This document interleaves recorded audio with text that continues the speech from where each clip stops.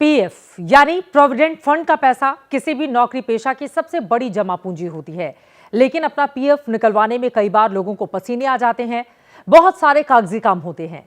ऐसे में अब खुशखबरी यह है कि 2025 की शुरुआत में नई सर्विस शुरू होने वाली है, जिसमें आप एटीएम से अपने पीएफ का पैसा निकाल पाएंगे।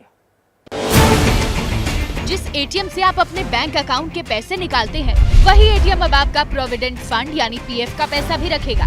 जैसे आप एटीएम से अपने बैंक खाते के पैसे निकालते हैं, वैसे ही पीएफ खाते में जमा पैसे निकाल सकेंगे। भारत सरकार की लेबर मिनिस्ट्री अगले साल से पीएफ को लेकर बहुत बड़ा बदलाव करने वाली है। मैं समझती हूँ जनवरी 2025 में आप एक मेजर इम्प्रूवमेंट देखेंगे, और इसके साथ साथ हम टेक्नोलॉजी तो ठीक कर रहे हैं, पर हम सिंप्लीफिकेशन ऑफ प्रोसेसेस भी साथ साथ कर रहे हैं। वो एटीएम में भी जाकर इजी वे में कैसे अपने क्लेम को ले सके, जिससे मिनिमम ह्यूमन इंटरवेंशन और यूज ऑफ टेक्नोलॉजी के साथ हम इसको कैसे आगे बढ़ाएं।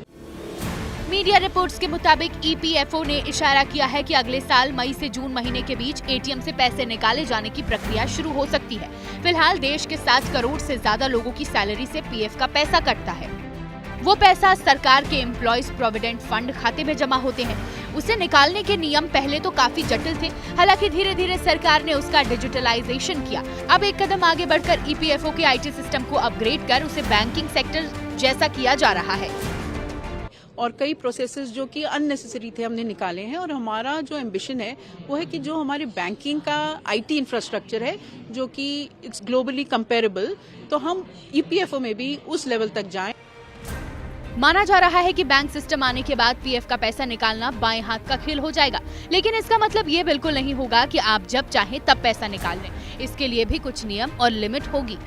फिलहाल आप खास जरूरतों के सबूत देकर पीएफ का हिस्सा निकाल सकते हैं। शादी, मेडिकल, बच्चों की पढ़ाई, घर का कंस्ट्रक्शन जैसी जरूरतों पर पैसा निकालते हैं। 55 साल के होने पर आप पीएफ का सारा पैसा निकाल सकते हैं। आप 2 महीने तक बेरोजगार रहते हैं, तब भी सारा पैसा निकाल सकते हैं, लेकिन आपके खाते में पैसे भी तुरंत नहीं आते, उसमें कुछ दिनों का समय लगता है।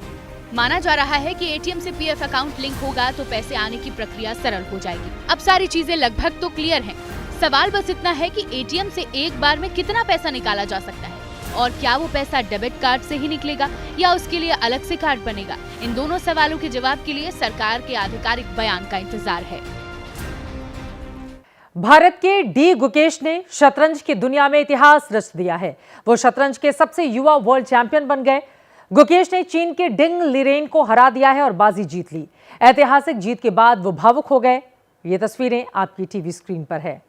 गुकेश ने 7-5, 6-5 के स्कोर से ये टूर्नामेंट अपने नाम किया।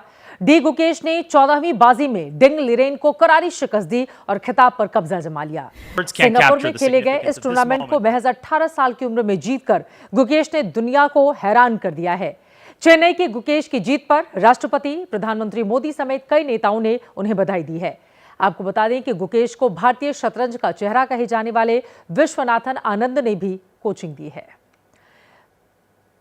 गुकेश को एबीपी न्यूज की ओर से भी ढेरों बधाई। इसी तरह से वो हिंदुस्तान का नाम हमेशा रोशन करते रहें।